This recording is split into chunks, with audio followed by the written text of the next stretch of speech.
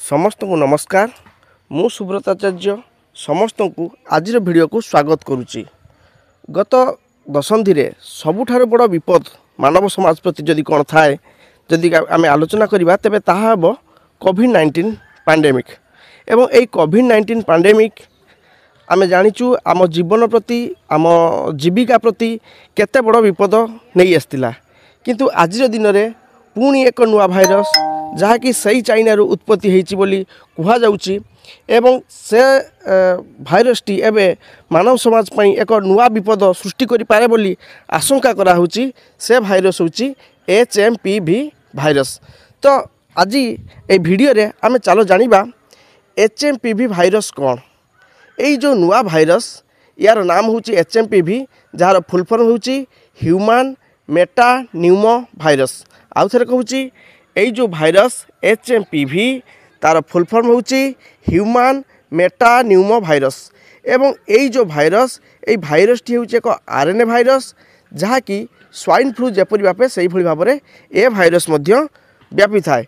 एवं एई HMPV रो जदि लक्षण को जदि आमे लक्ष्य करिबा कोरोना भूताणुर लक्षण बा कोविड-19 भूताणुर लक्षण जो भली भाबरे थिला एई HMPV भाइरस रो लक्षण मध्य सेही भली भाबरे लक्षण गुड़िक यार लक्षण जदि लक्ष्य करिबा काश, ज्वर, नाक संक्रमण, गला जंत्रणा, निश्वास नबार समस्या देखा जिबा एई सब लक्षण एई भाइरस आक्रांत हेले जने रोगी ठारे प्रकाश पाई थाए।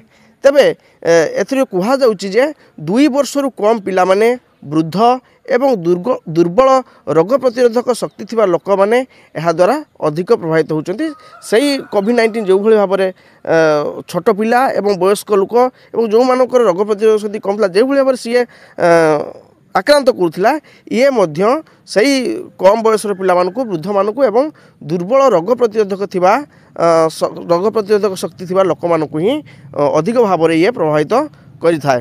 ता छड़ा जो मानकु आजमा रही एवं जो मान फुसफुस रोग रही, फुसफुस जनित कौन भी रोग रही सही रोगी मानकु मध्य एहार संक्रमण शीघ्र व्यापी थाए बोली कहा जाउची।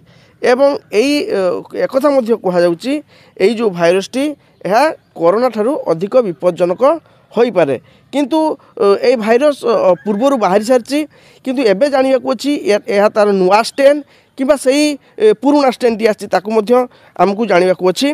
किंतु एई भाइरस को जदि आमे लक्ष्य करिबा किछ कई वैज्ञानिक एकथा मध्य कहउचंती ए भाइरस रो हेड इम्यूनिटी डेवलप हो सारी, तेणु ताकू आमे नजरअंदाज करिया उचित नुहे कहीं प्रकृत में से जो हेड इम्यूनिटी डेवलप होती आम देशर लोक मान भितर ना हैनी ताहा मध्य आमे जानि पारुनु।